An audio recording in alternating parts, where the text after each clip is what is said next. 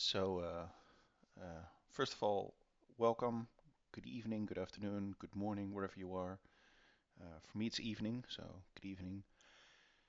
To the third, to our third Q&A session.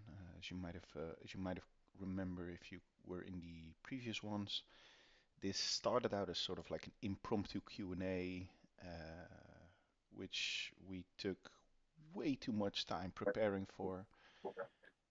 And thought, you know what, let's make this into something a little bit more formal than just people diving in. mean, Um, as with previous sessions, if you have any questions, ask. Um, Feel free to raise your hand if you want to get if you want to get pulled into the call. That's of course preferred.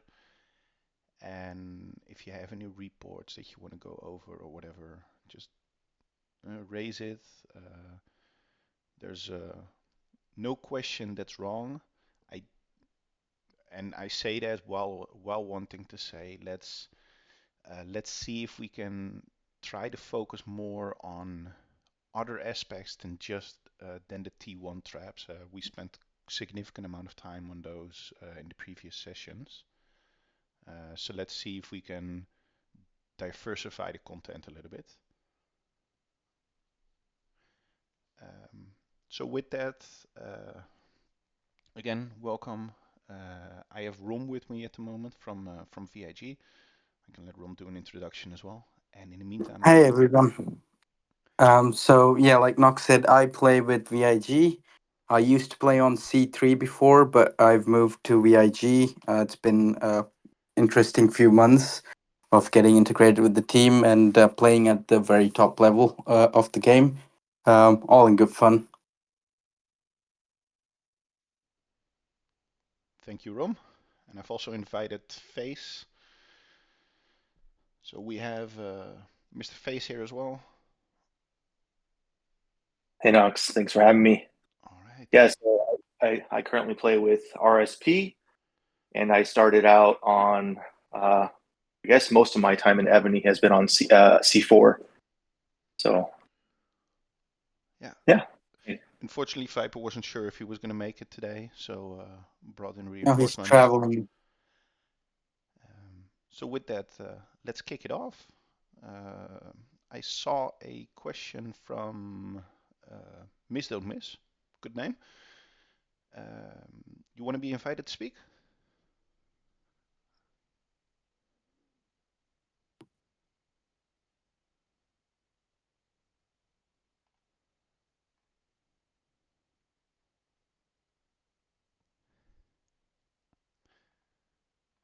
I'll just invite to speak, and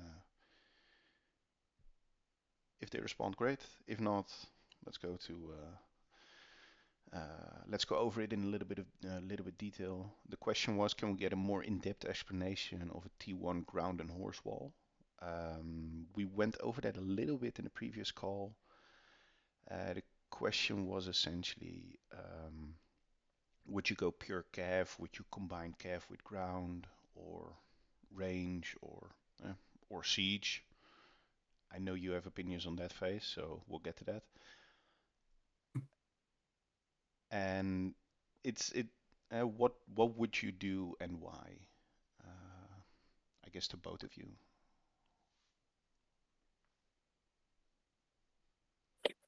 Yeah, so I on the traps, I think that for me, I wouldn't diversify, and the reason for that is that you're really trying to do as much as you can to buff that specific troop type, and you know, and then I don't think there's necessarily a right or wrong answer except for siege on what troop type you go with when it comes to the traps. But I wouldn't diversify personally. And for the larger builds, 20 billion and up, that might be a little bit of a different story. But for basic traps, I wouldn't diversify buffs at all. Yeah, I 100% agree with that. Splitting it just makes that one troop type a little bit more weaker than it can be. And you don't want to be doing that if you're building a T1 wall.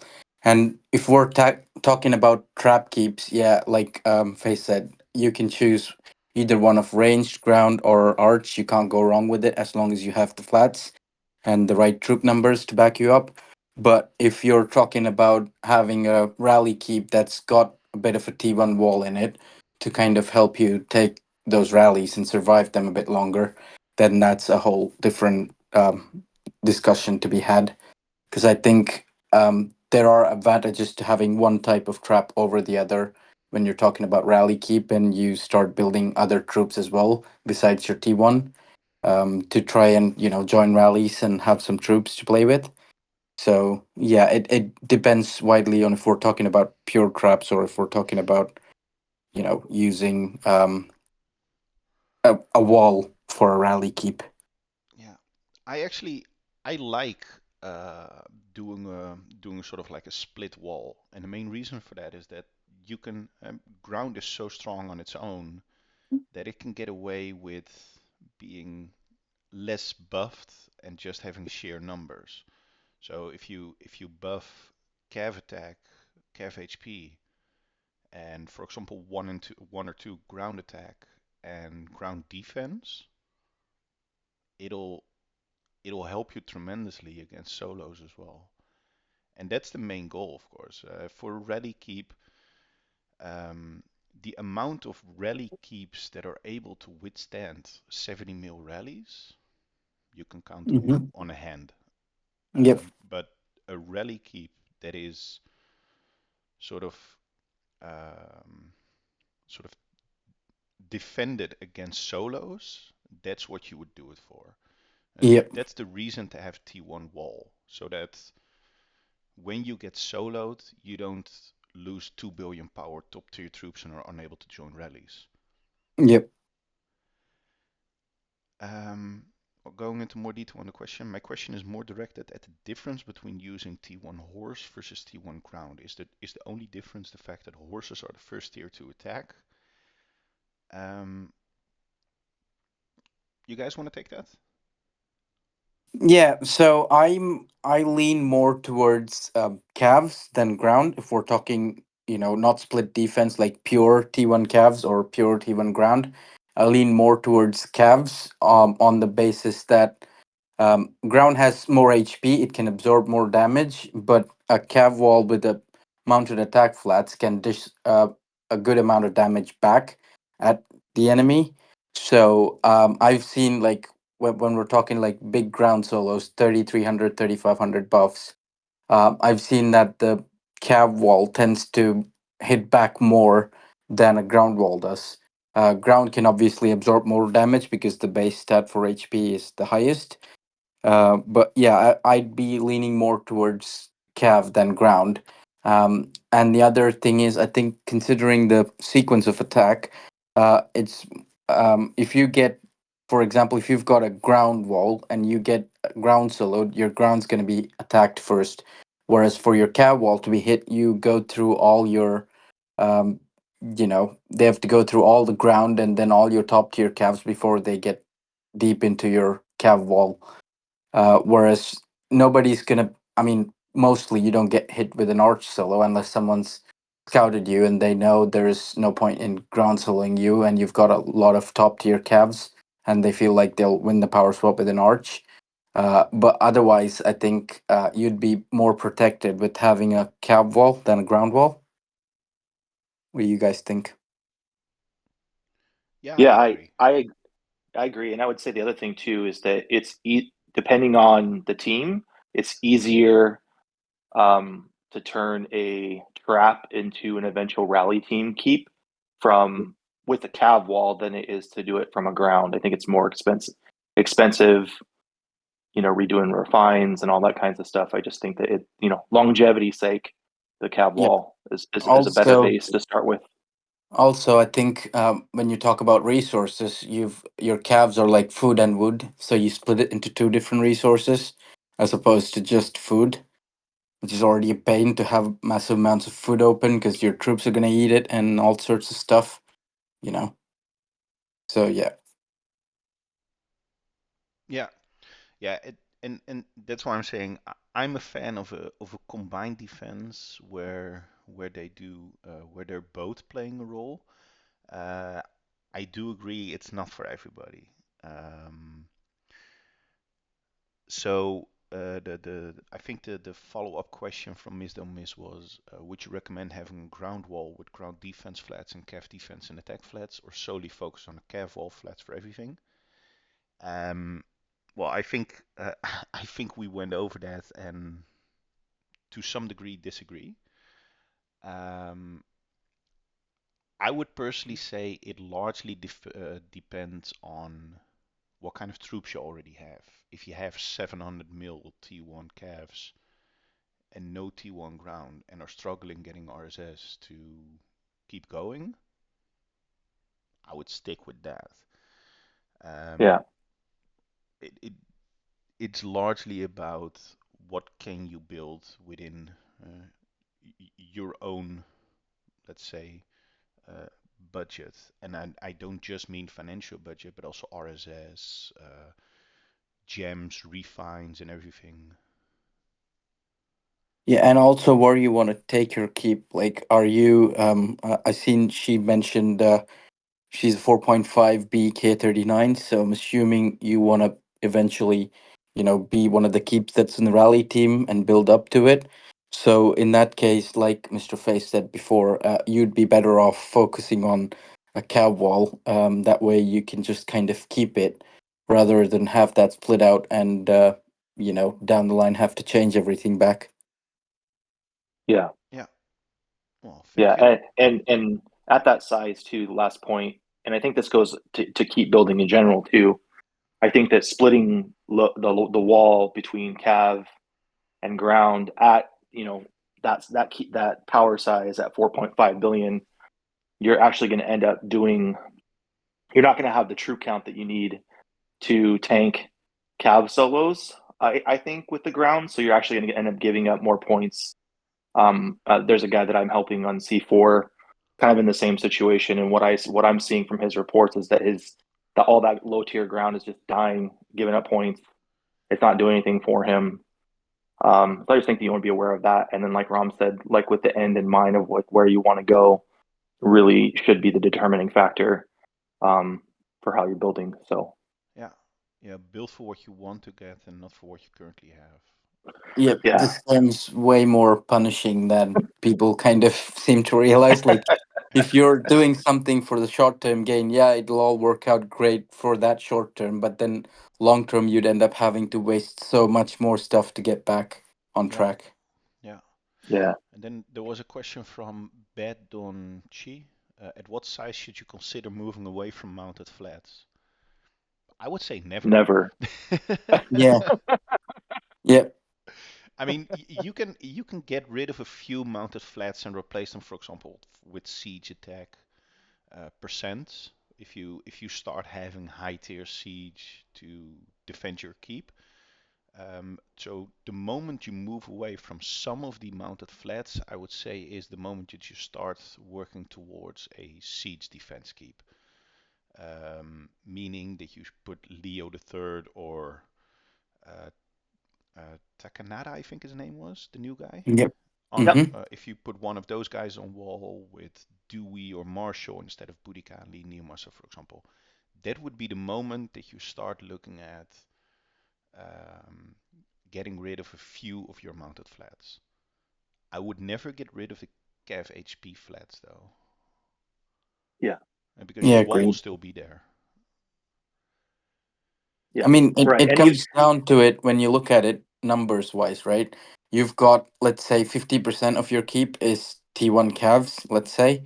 Then you want to be buffing those troops up regardless of whether you want to move towards your top tier surviving longer or not. You'd still be remiss if you kind of move away from flats, because then 50% or more of your keep's not literally doing anything, it's just there for the numbers.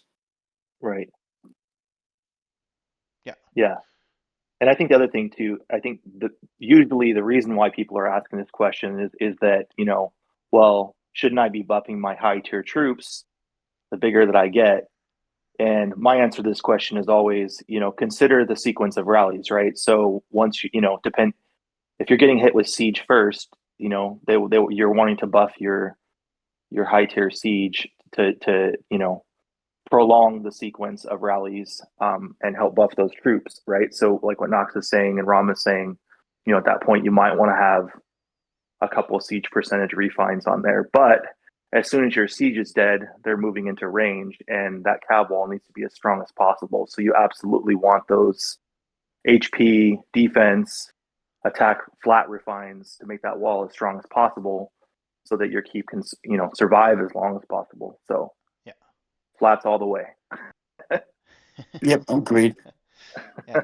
And that I follows do up have to a point something from. that I Sorry, go ahead. the other thing that I used to do was, and this was more, for SVS to, kind of survive those siege solos mainly. What I used to do was I had like one piece of gear refined for siege HP percentages. I used to just pop them on for SVS, and if because I'm not gonna sit for a rally during SVS. Unless I've got reins and things. But if I'm taking a solo, it's mostly siege solo at my size. So yeah, that could be something that you can look at, having that one or two pieces of gear that you swap out, and you could potentially start doing that, in your battlefields as well. Like have those in the beginning for when you're getting sieged, and then once that's done, just switch that gear, and go back to flats so that you're helping the rest of your keep. Yeah. Interesting. Yeah, I have separate gear and separate wall generals and all that stuff, and I always have the ambition to change, and when when the moment arrives, I never change. I'm Yep. always after the fact. I'm always like, oh crap, I could have taken this hit better if I switched to Leonidas, for example. Oh yeah. And at the heat of the moment, you never change. Yep. No, I just do it for SVS, like I said too, and that was on my C3 account, so we weren't going up against real big keeps with buffs. So it was like, okay, yeah, I can take one or two hits with a seed solo and go off positive, and then go about my weekend. So Yeah, that's kind of what I used to do. yeah. Our SVS is always against you guys, Holt, NFG, Nev, and those kind of guys. So I Yeah. just don't unbubble unless we're going for throne. Yep. Yep. Anyway, so as a sort of natural follow up to that, we have a question from Faded on. He's showing some gear for wall, some choreo gear as it seems, using percentages for cav and siege attack, etc. So I think percentages on cav can work if you have the right amount of troops to do that, and you're probably talking about 60 to 80 mil or something T12 calves. So some kind of ridiculous number to be able to start withstanding and going positive on hits on you at that size. So if you're 50, 60 bill, etc. in size, yeah, you can get away with percentages on calf HP. But the majority of keeps, nah, I would stick with flats and just, And yeah, like, let's be honest, if you're a 50, 60 bill keep, you probably have your buffs coming in from a variety of different sources. Because I wouldn't think someone would, just push troops at, K40 or something to get 50, 60 bill. You're probably building up your keep level, yeah. getting all of those buffs from your MA. And there's a wide number of sources you can get your percentages from. Flats is just gear refines. The So, majority of the, let's say, 50 bill plus keeps that I know have 2500 to 3000 calf HP without having calf percentage for refines on wall. yep. And it comes from research, duty generals, MA, and all kind of other places. Yep, Senate seals. There's a whole bunch of stuff that you can get your Yeah. percentages from. You just can't get those flats. Right. So as a summary to the question from Beddomche, 30B, I should be all percentages. Um, no. There's no one size fits all answer. Um, I'd say the going in position should always be flat refines on wall, unless in a specific scenario it could work, etc. Right. Yeah, again, it also depends widely on who you're going up against and what kind of buffs you're facing day in, day out. But obviously, yeah, that's, like Nox said, there's no one size fit all. Yeah. Then we have a question from uh, these names are amazing. I got ashy lips. How does three deck dragon compare to Thebes in terms of a siege defense? Face, we went over this a few days ago, right? Yeah, we did. So he's a little bit less on attack for Siege than what Thebes is, but his HP is amazing and his defense is amazing. The Groot, as we've affectionately called him, while the ugliest dragon in Evony, his buffs are amazing. Yeah, and I think base stats are pretty high up there as well. I Yeah. think at around level 12, he's already better than a 15 Thebes for base Right. stats. Yeah, yeah. He Yeah. assuming you went level 40 on the talents, level 13 is basically the switch moment, Oh, Yeah. damn.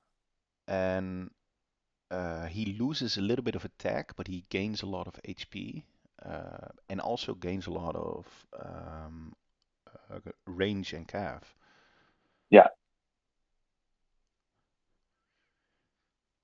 So I'd say if you have a level 15 Thebes, level 12, 13 is the moment that you would probably You switch switch. over. Yep. Yeah. Well, and then we have Soen. I'd like to know how to build a proper upper tier defense. I'm a K38 with 1700 ground, 1600 archer, 1200 cav, and 1800 siege. I'm assuming those are the attack percents. I'm curious if I should maybe lessen up on some stats and focus on a specific area rather than my current split of refines to ground and siege.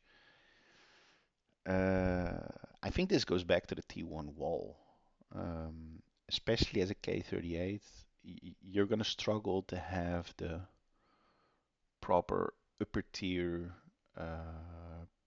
percents to be able to take the hits.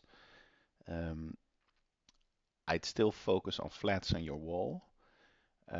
Split the refines, the ground and siege. I don't think so yet. I think your defense should still remain, depending on what kind of troops you have. It should still remain on your T1 troop type. If you have ground on ground, if you have cav on cav, range on range. If you have siege, dismiss them. That's probably the summary. Yep. And Yeah. if you're at K38, I'd really recommend to focus on pushing your keep level and going up as opposed to, building out more troops, Yeah. to be honest. And that's not, no disrespect meant there. It's just how the game is. And it's, if you're a K38 and you start building top tier troops, you're just going to bleed points. Yeah. Right. Research Yeah. over troops. Yep, 100%. We have a next Yeah, and I question would. from Miss Del Miss, and this is one that is going to be for you, Face. What are the best siege tiers to be heavy on? I'm heavy on T12, 9, and 4. I was told that the heavy T4 siege layer helps for point trade from a siege attack. Yeah. Let me grab So some popcorn. hopefully, I mean, everyone knows how much I love T4 Siege, and by love T4 Siege, love to passionately talk about how they are the worst worst troop type in all of Evony, and T4 Siege Wall is the worst myth in all of Evony. T4 Siege doesn't work. If people say that they do, it's because they don't know how to read a report. The only way to properly test if a T4 Siege Wall does work is to take the defense without the wall, look at it, heal your subs, and either kill the wall or dismiss the wall. It's up to you. And then take the hit, and then repeat that with the wall, I guess, and see whether or not you have less power loss. Now, the theory is that the T4 siege wall, even though it is not engaging in battle and it's just dying, it is acting as a meat shield from the rally or solo going back up to your top layer siege. So the idea is it's getting stuck at T4. What I've seen in reports is that that's not the case, and the reason for that is because T4 siege has no range at all, and so it's just allowing extra turns for the enemy to keep on beating the crap out of your keep, and so you're just giving more points away. So no T4 siege whatsoever, in my opinion, and I will argue that till the end of the year. Now, with the rest of your question, with upper tier siege, I do think so. T12, I do not think is really a defensive siege type. I think that if you're looking at a range rally, you're looking at T9, T10 is going to be the majority of the defense from a range rally. And if you're looking at siege, like a big siege or a siege rally, you're looking at T13, and then obviously T15, T14. But I think those upper tiers is going to be the direction to go. And then, with that, I would only do that if you've got the buffs to back it up and the debuffs to back it up, because if you don't have those to back it up, you're just going to be giving points away too from these big keeps that are running 3,000 plus on siege attack. So Yeah. the buffs and like Ron was talking about earlier with that K38, the buffs have to be there, the debuffs have to be there, they have to. And this also touches upon why a T1 defense based on siege doesn't work, because siege has a lower range than the other troop than other siege. That essentially means that high tier siege has a potential number of free hits on the low tier siege before the low tier siege starts kicking in. Yep. And that's what you see if you see keeps in SVS, for example, with a tremendous amount of T4 siege, hit it with T11. If you have decent buffs, you're gonna kill the majority of those T4s. Yeah, and to be honest, I have noticed so the original C3 server that I was on, it's a server where, we're so low on the server war rankings that we're going up against a lot of C5 servers recently. And I've noticed a lot of people in C5 do have that T4 wall. And I just, go around SVS smacking them with my T11, kill a whole bunch of their T4s, and go positive every hit. Like, you read the power report, the power swap on the report, and you'd be like, oh, yeah, that went well for me. But in reality, I've killed a lot more troops. And because of how SVS points work, you end up losing a lot more points than you're making killing that Right. one march of T11. And even if you have a big T4 wall, if you get hit with a big siege, it's going after your top tier siege. It's not even touching your T4 wall. Only T11's going after the T4 wall. And yeah, you're not going to get soloed by a T11 if you've got enough big siege and your buffs aren't strong enough that someone can big siege you and get positive on points. So Right. yeah, I agree with what Face said. The T4 wall, I think it's a pure myth, and I haven't seen one application where that's actually done more, brought in more points than it's lost. Yeah. Yeah, agree. There was an interesting question a little bit back on T9 siege, T9, T10 siege, that it was able to help tank archer hits. Yeah, it does for sure. Yeah, you want to go into a little bit more because it touches upon the high tier siege defense that was talked about earlier. Yeah, I mean, so for I feel like I've been talking about mechanics here for the last few minutes, but T9, T10 siege specifically is just amazing at engaging in archer rallies. So if you're a keep that's getting hit on archers a lot, then those are going to be some of your best troops in defending against the archer rally. Now, again, I think I'm going to keep bringing this up because the build more troops is a lot of people's like, the question I get asked all the time is like, what troops do I build to better defend against blank, right? And to me, that's the third question. The first question is, what buffs do I need to have? The second question is, what debuffs do I need to have? Then the third question is, what troops do I build, right? So if your buffs aren't there, if your debuffs aren't there, if I'm against you in Battlefield or SVS and I see that you have bad buffs and you build a bunch of T9 and T10 siege, I'm not going to range you. I'm going to turn around, hit you with big siege, and get all the points that I need out of you, right? So I think there's a little bit more nuance into that. Hey, they're great against defending range rally or whatever, so I should build a lot, And right? so And I don't. to touch upon that, this is there's often a lot of making fun of these alliances in C1 that haven't been developing a lot, and that's what you see here. These are guys that are coming from old servers that did not have K40, that did not have Yeah, K45 for a year, for 2 years, so they were done developing. So what they did was, with the buffs that they had at that time, they just kept building troops. So what you Yep. see happening in those C1 alliances, and especially C1, it happens less in others, is that you have 1600% siege attack on wall with 100 million T13s, for example. Um, you're still going to clear them you're going to have record-breaking rallies at that moment in terms of power exchange. And that's Or not 30 because the bull keys cav are bad. rally. Yeah, or 30 bill cav rallies indeed.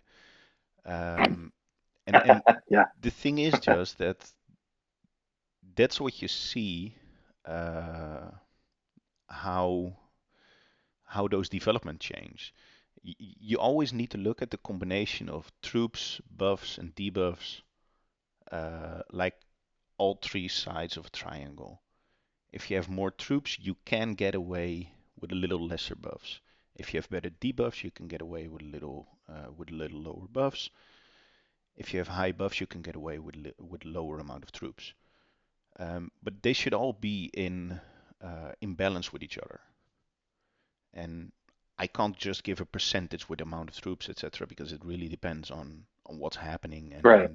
and the amount of troops that you're going to be hit with. Because 3000% siege attack on wall is not going to do a lot against a 85 mil VIG rally on its own. It's still going to hurt. But the point is more, if you have 50 mil T13s, they're not going to get through them in one hit. So you're going to Right. have a better power exchange in that sense than if they go through all your siege. And I Yep. think that's the important factor to always keep in mind is buffs, debuffs, and troops need to be balanced. You can't you can't have 4000% siege attack on wall and only have 5 million T13, 14, and 15. But at the same time, you can't have 100 million T13 with 1500 siege attack on wall. Well, you can, but Yeah. it's not a good idea. That's Yep. uh, anyway. That's a little bit of a tangent going away from T9, T10. I think important to add to that is siege attack siege, and they attack range. And as a result, if you're being hit with archer and you have a strong siege defense, your siege will help kill archers. Yep. Right. Yeah. And that is when if you see videos of bigger teams playing Battlefield and we're hitting these bigger keeps, we still keep sieging, even if their siege is dead. That's only to get through the archers so we can get the keep ready to go with cav and ground. So that's kind of Right. the whole point of it. We keep sieging keeps to clear their archers once their siege is done.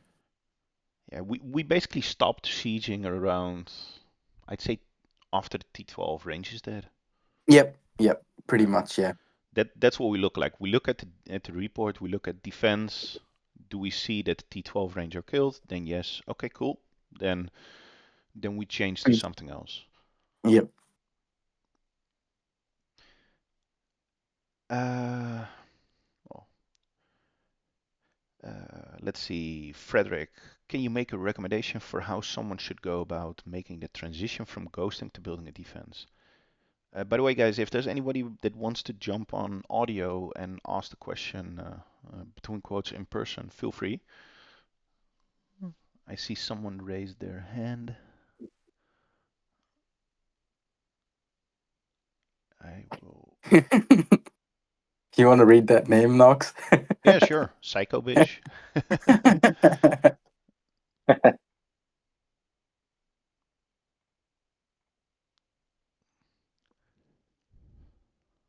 Yeah, I can answer that question, Knox, while you're looking through the chat. Yeah, go ahead. We kind of touched on it a little bit earlier, Frederick. So if you have someone who is a ghoster that's looking to transition to building a defense, I think that the first thing you do is you're assessing what the long term goal for that player is, right? So if they're a free to play, my answer is going to be different than someone that's doing, say, cake for an event or full caking once a month or once a quarter or whatever. The different answers. So I think that you need to assess that because this is a pay to win game, and so that does factor into what they're going to do. Now, once you've kind of established that, for me, it's going to be a T1 defense. If they're looking to be, and they're doing some moderate coining, and they're looking to become a rally team keep, then building a cab wall with flats is the way to go. But I would be pushing buildings and buffs, and there's kind of I'm talking about this with one of our RSP team keeps, that that there's a tipping point between where you go from a trap to a rally team keep, to where if you build the troops too fast, your buffs aren't there, you ruin the trap, Mhm. right? And so it's just really important, and that's there's not I think a standard answer for everyone. It's something that's going to be a lot of testing, small tweaks at a time instead of doing a bunch of big things all at once. I think that once you've kind of figured out, hey, the buffs are there for our team and who we're facing against in Battlefield and SVS, and the walls holding up well and everything else, then at that point there's going to be a massive troop build. I think at that point where you're taking them from that trap keep to part of your rally team. So, but I think it comes in stages with a lot of testing and a lot of a lot of analysis, so that because the worst thing for a player that is used to ghosting and then going to a trap and then going to the rally team is if you push it too fast, they're just going to be point pinatas every battlefield. They're getting rallied first or soloed first, and it's not going to be fun for them. And you don't want that as their as the leader of the group, and or you don't want that if you're the player, right? There's nothing worse than getting soloed in 5 minutes in Battlefield and sitting there, or whatever. So doing it in small chunks and stages, I think, allows for the team and the player to be able to still enjoy themselves, have fun, see the progress, and kind of have that goal in mind of where they're going to be going, so that they don't get distracted by, 100 different people's advice on how they should build and what they should do and what works, doesn't work, or whatever. You've got a plan, and you guys are sticking to that. So that's my recommendation on that. Yeah, and to add to that, I'd say the first thing is if they are currently ghosting, they probably don't have their defense set up yet. So the first thing you want to do is get them started on working on those flat refines. That way, they're already working towards something while you Yeah, kind of decide on how to take it further. Because once they're done with the flat refines, then they can start building that T1 wall. And eventually, even if they don't have the buffs, they could still be a semi ghoster, if that makes sense, in the sense of they yeah, ghost the high tiers. They just sit there. They can take solos from people. If they get rallied, they just drop and jump, and kind of slowly build up towards a rally keep when their buffs start supporting what they've got in terms of troop power. yeah. Yeah. That's good. It was so sad to see. Like a super strong T1 trap that loses 20 mil power on a solo, super happy they built like 6 bill power to join rallies, and then a solo all of a sudden did 4 bill. Yeah. It was it that transition moment is painful, and Yep. that's one you need to get through. Uh, Yeah, and it kind of tends to have a very big demotivating effect because you're used to seeing all these reports with like, power swaps that you're winning by a great amount, and then suddenly you go and lose. What the fuck happened there? yeah. Right. Indeed, Rain, it's puberty.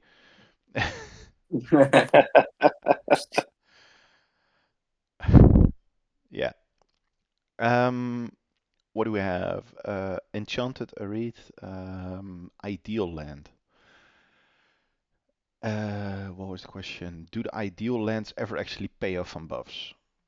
No. No. Move on. Next question. Uh, I well, I do want to add one thing to that. Yeah.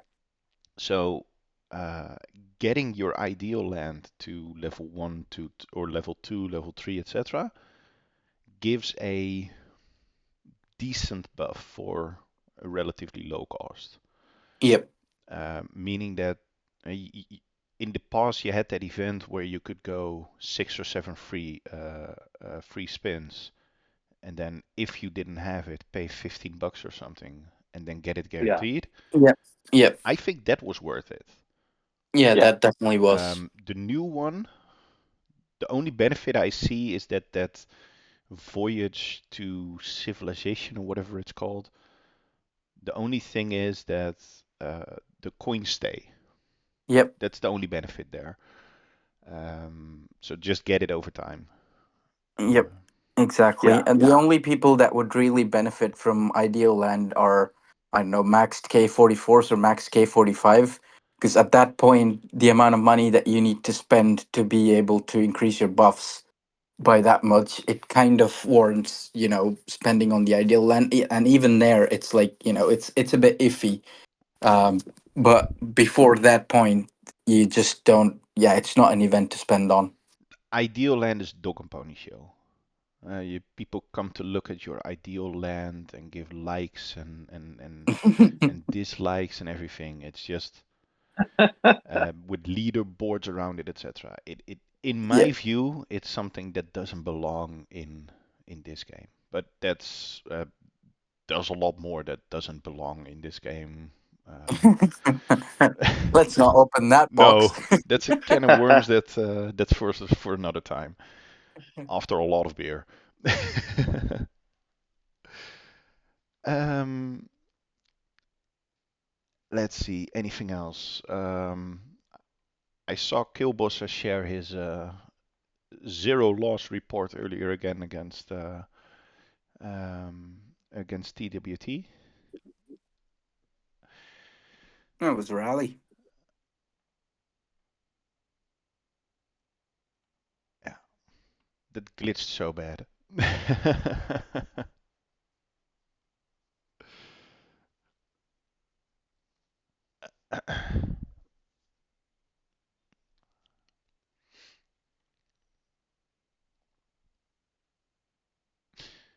Are there thoughts on a supercontinent All-Stars? Top 25 keeps from All-Stars finals playing one super match C1 v C2 v C3, 4, 5, and 6, etc. I think We've been at, that yeah. would be Go so ahead. much fun. Mm-hmm. Um, We've been asking for this for over a year, I think, right? At it, least. yeah, I know a few guys that even said I would I know a bunch of guys that said I would pay money for a competition like that. Mm-hmm. Um, I think it would be a lot of fun. Because what you see is that the top teams in each continent are essentially dominating that continent and don't have a lot of competition. And I mean like let's say the top 8 teams or something in each continent.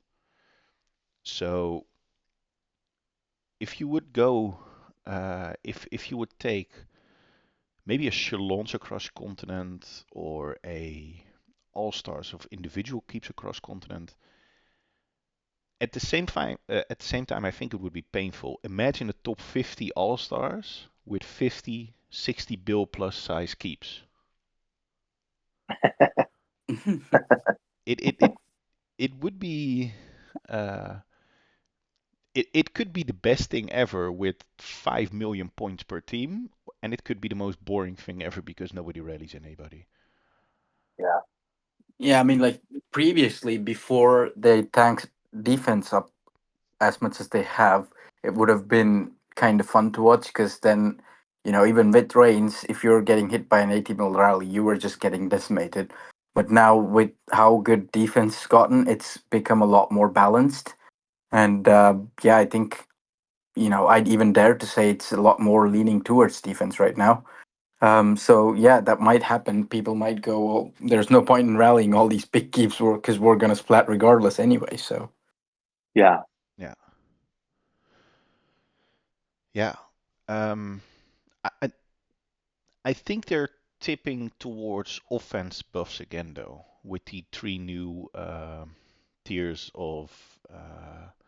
yeah, the of Senate. Senate, because they Yep. they give so many additional offensive buffs now at a relatively easy to gain, because getting, let's say, 10k score in BOT or BOG, for the majority of people, that's doable. Yep. Uh, Rain, 90 mil rally cap with 4k average buffs, I think would still hurt people. I mean, you 0 BK and he's got a good wall. Well, I mean, it's always fun to see BKs keep on fire, of course, but I do think it's important that we're fair, because BK probably killed 50 bill of his own power offensive. Yep. Um, we wouldn't be able to 0 BK if he's 100 bill power and doesn't hit anything without healing. We would Right. need to be healed to be able to kill him then. But because he kills the majority of his high tier tubes himself already in rallies and solos, he becomes A bit more easier to vulnerable. kill in that Yep. sense. Yeah, I mean, like take Serfil for example. The reason we haven't managed to kill him when he was playing uh, is because he just, yes, he does solo, yes, he does rallies, but then he heals. Yeah. So you're just, not gonna be able to out heal someone that's willing to heal 100 bill plus power. There was So I don't remember which match it was. He had three in RSP. hmm So Dubs keep. He was brought down to like 15 bill power by I think HOT, and then Yeah. in a sort of screw this moment full healed yep, back to like 60 bill, 70 bill power, yep, and that moment they just stopped hitting him because it was like, yeah, there's no way we're gonna win this because we're gonna have to start over. yep, Um, so that was a full heal of I think it was like 40 something bill billion power. power. Yeah.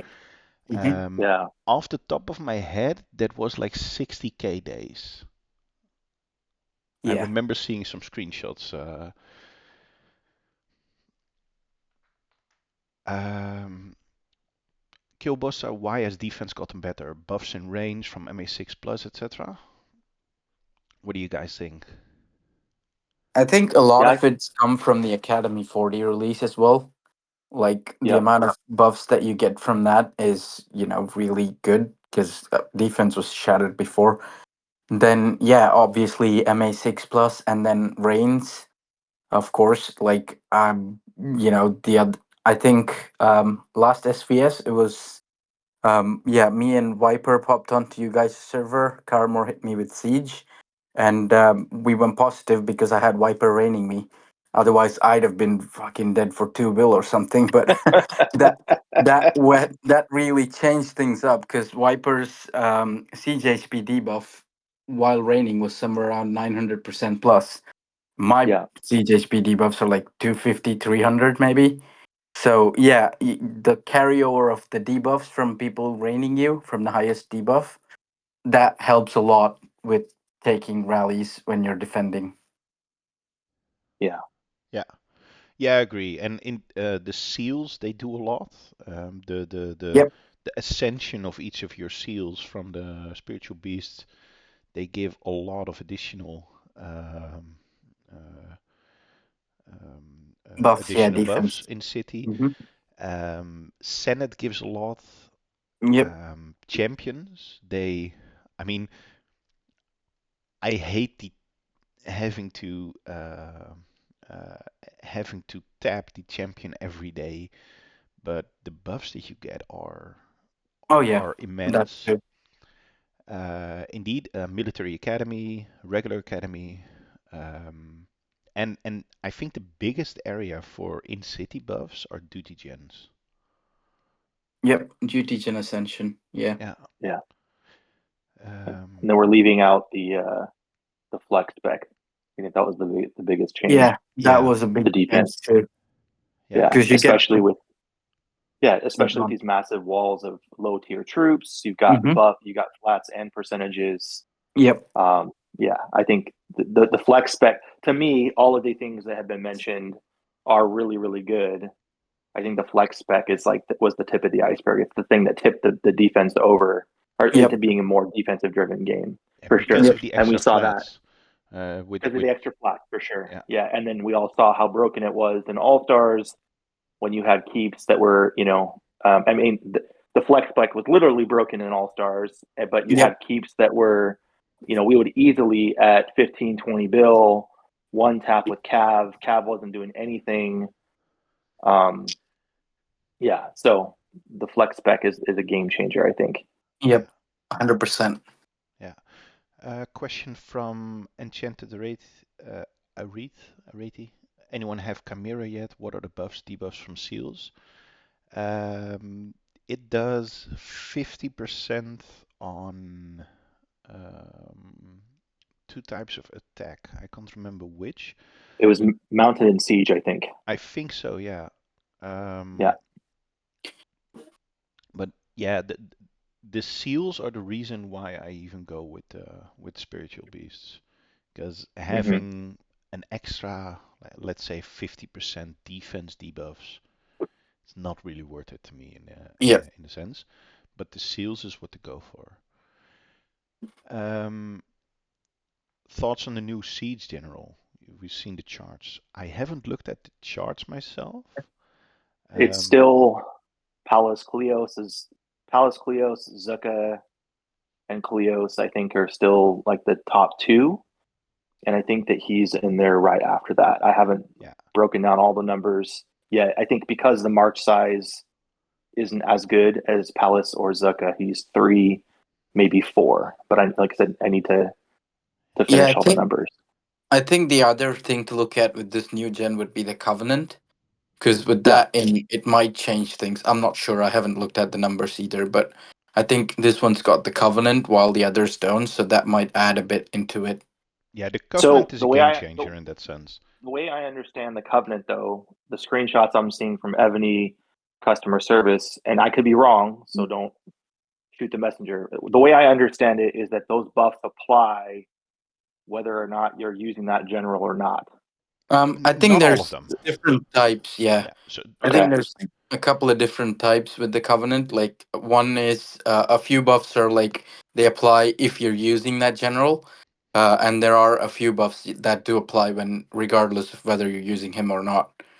the Okay. So um the images that you see, if there's like one pillar on it, it applies to that general. If there are two, let's say, pillars on it, the gold colored pillars, they're universal, meaning that they apply to everything you keep.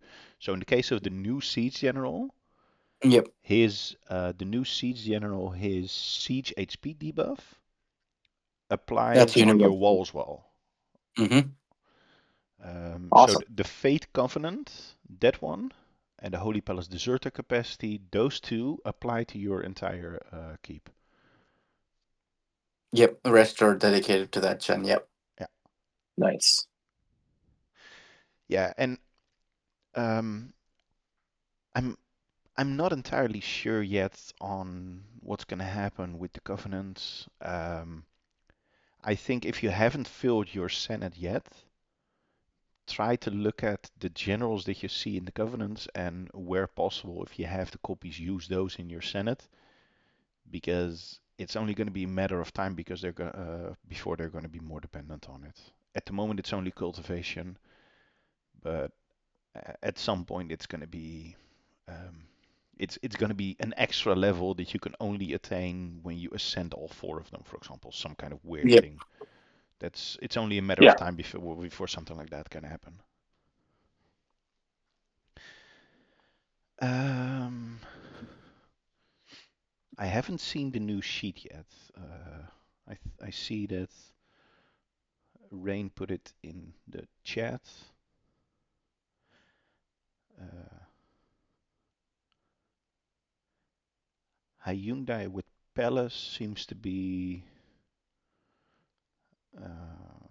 defense one of the strongest. So it's funny because in the sheet, and I think this is an important thing to always look at. In the sheet, you see Hyundai with Palace being highlighted as the uh, uh, essentially the The I'd say best. strongest option. Mhm. But if you go down, Yeah. if you go for Clears, for example, you lose 6% attack, you lose 30%. 30% defense, you gain, let's say, 75% HP, and you gain 6% march size. So in my opinion, Cleos is a much better option than Palace for Yep. assistant on Hyundai. Yep. Yeah. Um, Agreed. so the point is just always do your own thinking. I really appreciate Aura's sheets and all the work she puts into this.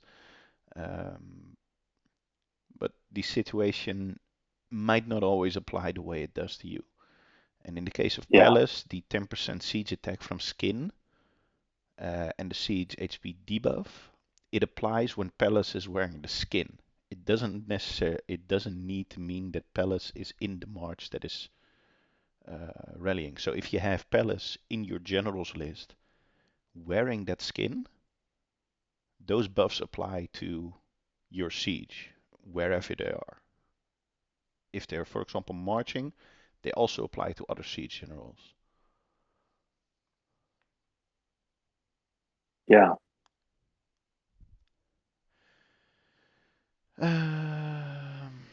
Well, there was a bit of a tangent on aura sheets. What do we have? Taiki's wheel needs to come back for Civ frags or an alternative way to achieve Civ frags.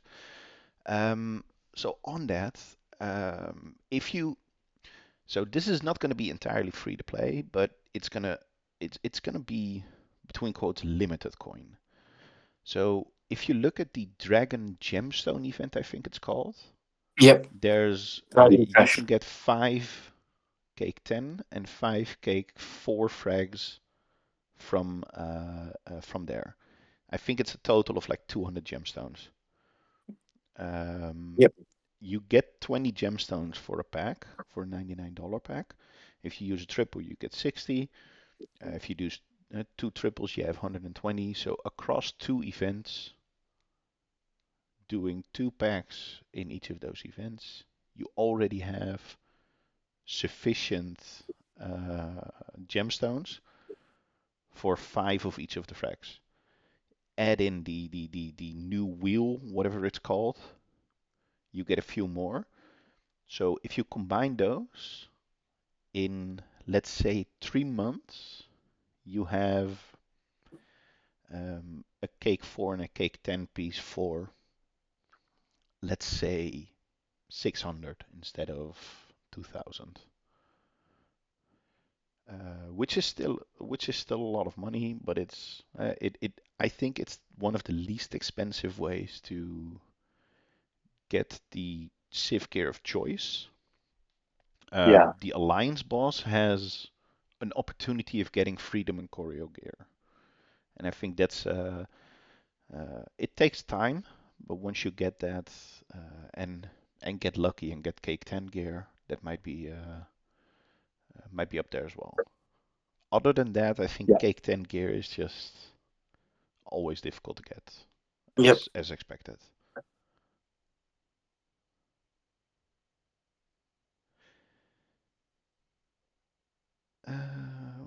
are we in chat? Which free-to-play gen would you recommend for T1 defense? I would like to have a range/siege defense along with the T1 cav wall to take solos and rallies. Oof. I wouldn't recommend a siege defense for free to play. No, me neither. Yeah, I think, yeah, at all. Like, not even in the slightest. yeah. Even for moderate coiners, siege defense is like pain. So free to play, no go. Yeah. Yeah.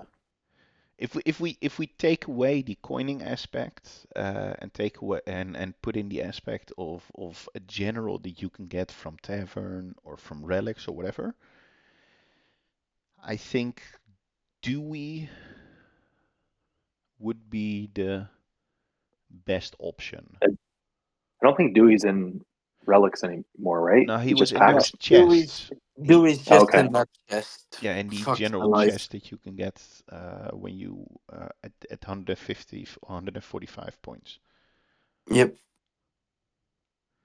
It's slow and painful process, but that's kind of, Yeah, given we're talking about free to play low coining players, you don't get the blood of heirs to kind of switch generals. yeah, Like, if not, you could kind of think about, okay, I can get Boudica and now Mosa for now, get them up, and then eventually when I get a fully ascended Dewey, I can swap them. But you don't have that luxury as a, low coining free to play player. yeah, So yeah, find stick with Dewey because I think he kind of gives you a lot of buffs all round rather than focusing on one particular troop type, and that is who I'm working on as well. yeah. Then we have. I'm sorry in advance for butchering your name. Fedre? Fader? Does fully cultivating the three Covenant gens with the main gens prior to Covenant improve anything? It doesn't improve anything, it's prerequisite. When you go to the next level of the Covenant, you can only go there when you reach a certain cultivation level. You need 10,000 total points for the first one, 12,000 for the next, and the last one is like 22,000 points. So, and the only way to get 22,000 points is by having one of them fully cultivated, potentially ascended, etc., and the other ones at 300, or having all of them at 450, something like that. Yep. So cultivation is a prereq. I saw another one.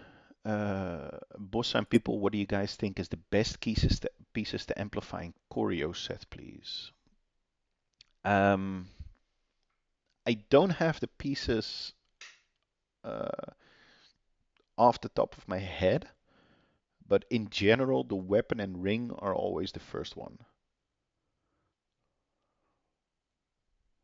That's what I would go. What I would go with.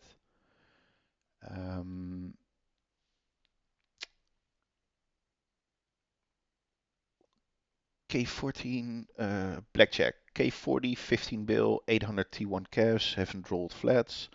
Report siege percent. Does it make sense to have a backup gen with cav flats?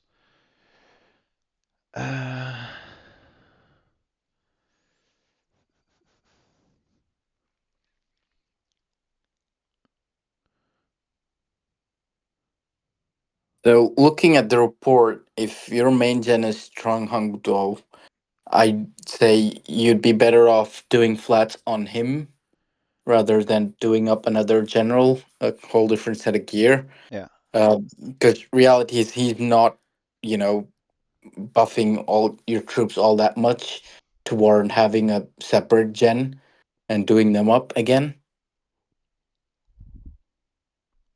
I mean, it also largely depends on the troop composition that he has. If you have in that 14 bill have a ton of T13 siege, it's going to Yep. be a very different kind of report being hit by range than if you have a ton of high tier calves. If you have no calves or very limited amount of calves, this is what the report is going to look like. You have decent buffs on wall. Um, you have good debuffs on range, almost fully debuff him. So if you instead of having Tranhang on your wall, put a um, put a guy on that gives you 100, 150, something like that more. If you are gonna change, that would be the area of change. Your gear, um, you have 800 mil T1 calves, but you don't have flats. So the 800 mil T1 calves are currently just, let's say, sitting there without Hmm. without being buffed all that much. So I'd say rolling flats is definitely gonna be a good thing.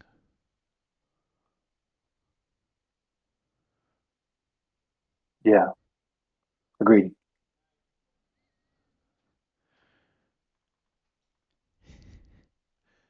I see Oz also woke up.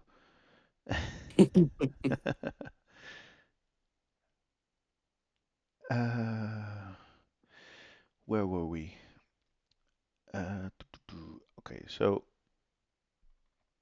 nine nine build T13 siege. I'm assuming you mean 9 mil because if you have 9 build T13 siege, just get rid of your wall general and sit. Nobody's going to be able to kill you. And also, I want to know how you figured that out because that shouldn't work.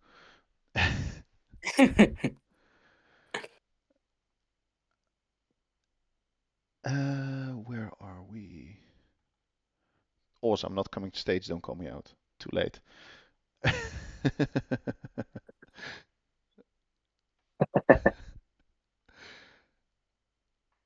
Uh,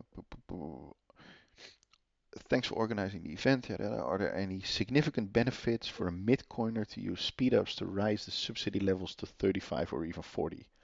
No, No, no, No. no, no, no. I'd say the opposite.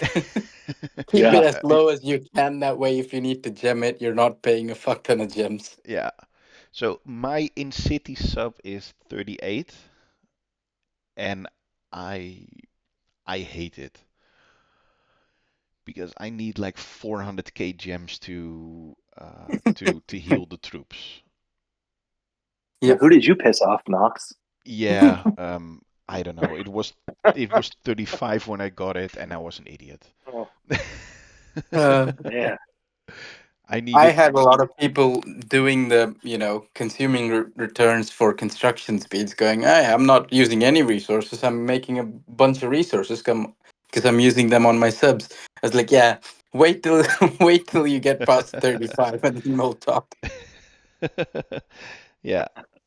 I actually dumped indeed at moments that I couldn't do anything else anymore. I did speed up consumption that way, Hmm. and I was a moron. I I shouldn't have done that. You live and you learn. Yeah, well.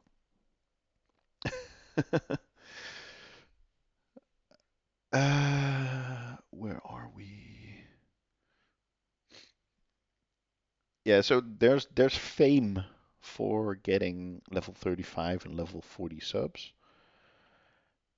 but yeah, that fame is I think it was like 9 million RSS or something. So there's no way that that is worth No. it.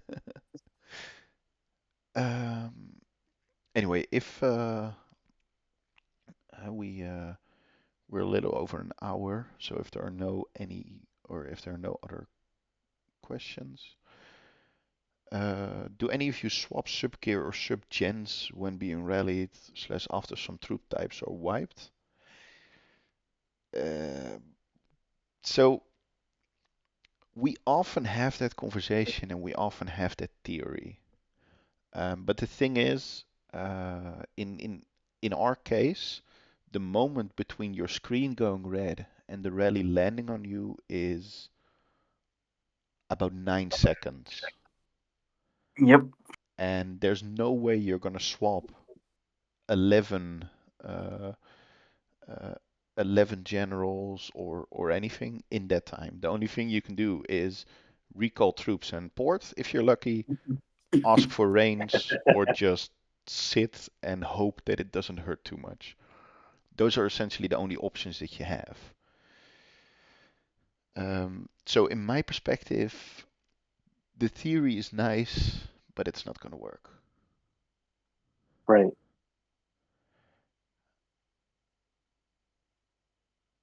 Yeah, and the way the current game is, it's if your team is good, it's better to call for rains or just port. The best defense against a rally is porting. Yep. Here's a question in general. I don't know if it's the correct section. I need some advice. For Siege March, I play Teach and Zuka now. I found a new guy. I'm thinking to him as an assistant. He has 15 attack, 15 defense, and 5% HP, but he loses 6% march size. Is it worth a switch considering the waste of specialties? I'd say no. What do you guys think? No, definitely not. The march Yeah, size no. is, for me, the march size is really the most important factor. Yep, and it just keeps scaling up as you grow keep levels, so it's something that keeps improving, so you can't base it off of your current scenario. Yeah. And also because then we can make fun of Oz saying we filled your Warhol again.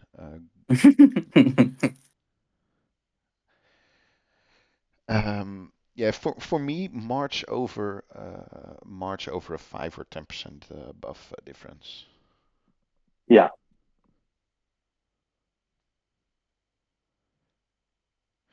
Yeah, I think that one of the traps of Evony is that there's always a new general every other week, and so you don't want to spend the resources, especially unless you're like a whale who's spending like Royal Champagne every event or whatever and needs the newest thing, and there's only a few of those in the game.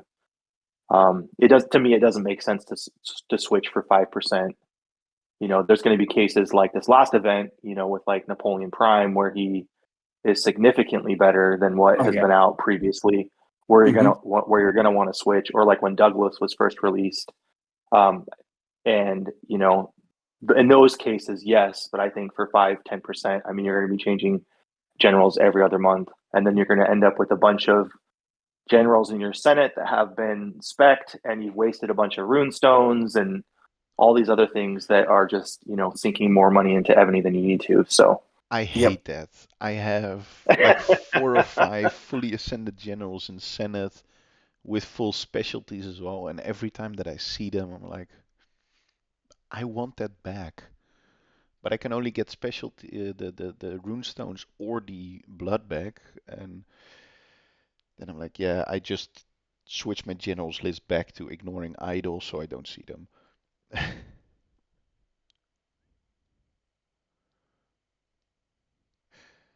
There's a question here.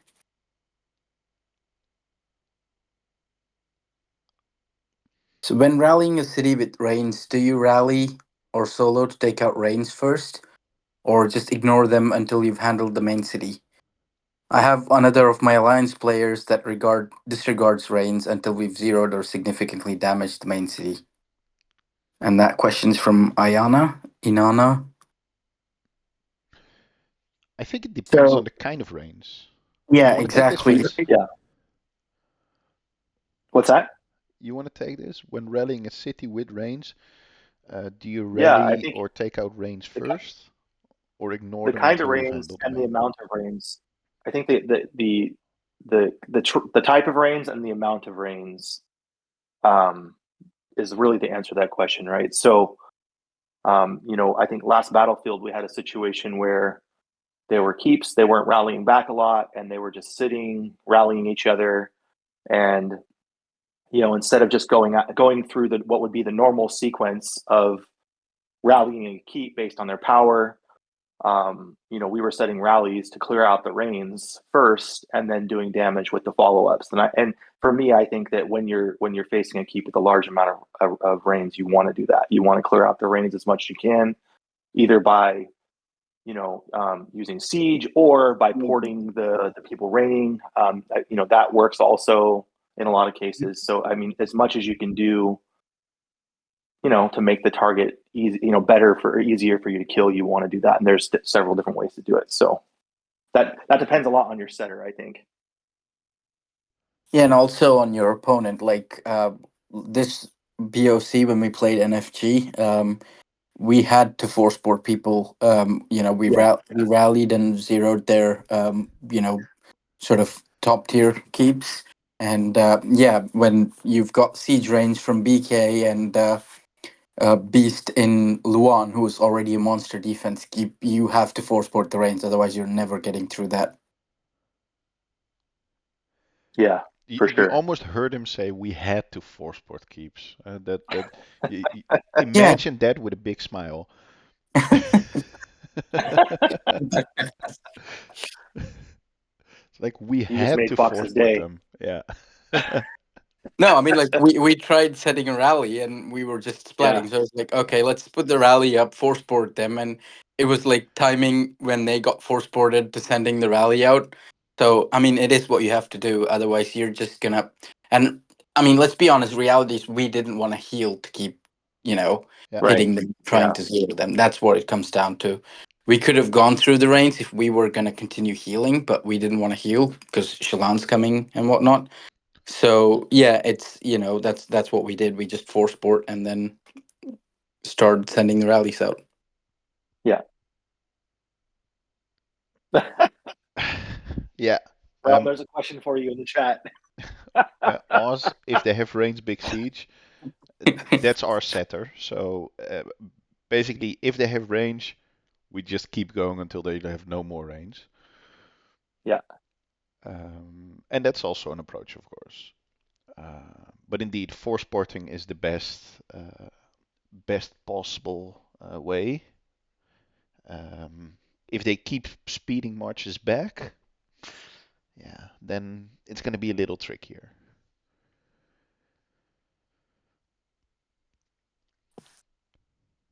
Where were we? There's this guy, Reign of Terror, that's just asking random questions. We can ignore him. I don't know what he's talking about. Didn't he say he's from C4? I don't think there's anything good left on C4. So. Oh. Oh, shots Oh, fired. no, he didn't. We're all from C4.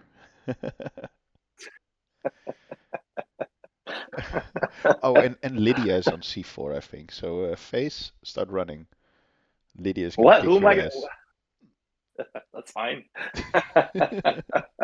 Listen, when somebody else beats WDF in Shalons or whatever it's being called, then we can talk about there being something good left in C4. Yeah, There's I gonna be an attempt refuse made this season. I refuse to call out the name of that new event at the risk of naming it wrong. Austerlitz? Isn't that what it's Yeah. called?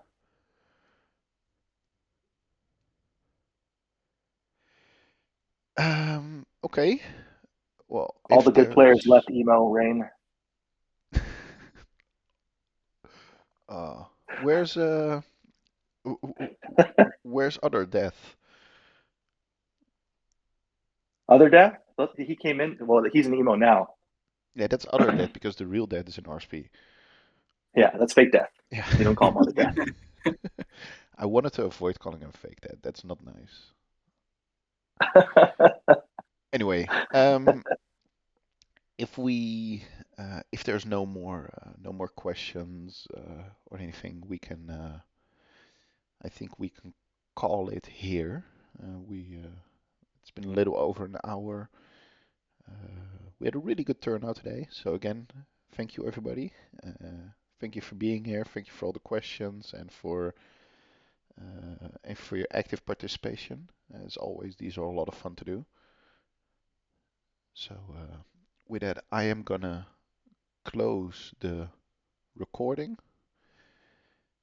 And now, if anybody wants to talk trash, have fun.